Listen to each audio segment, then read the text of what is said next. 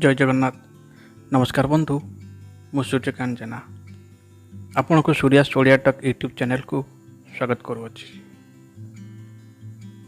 ए धरापृष्ठ जी जन्म निए से चाहे खुशी एवं आनंद रहा किंतु खुशी बा आनंद सहजरे कौन मिले? आम मैंने जेपरी इच्छा रखि था परिकल्पना करी आमको खुशी मिले ना, कारण इच्छा रखिबा बा स्वप्न देखिबा जेपरी सहज ताहाको वास्तव में परिणत करिबा ताठू अधिक श्रमदायक।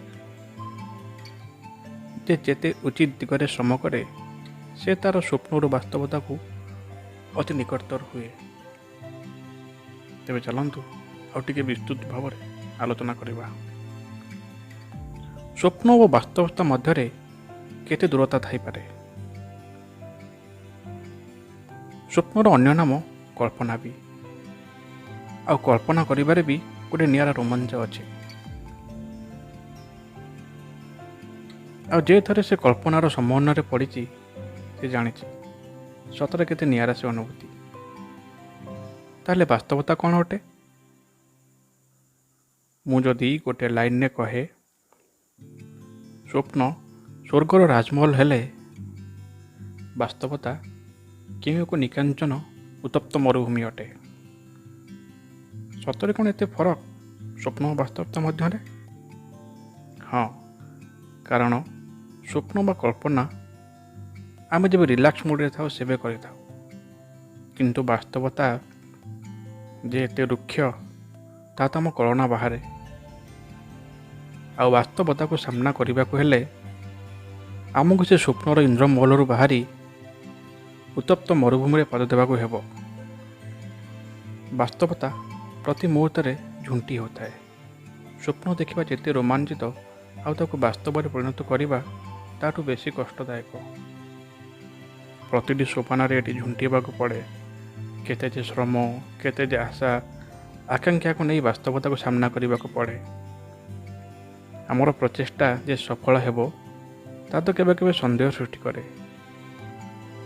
बा आमे माने केबे केबे टिके इनसिक्योर होई स्वप्न को वास्तवतार परिणत करवा समय एमती फील हुए।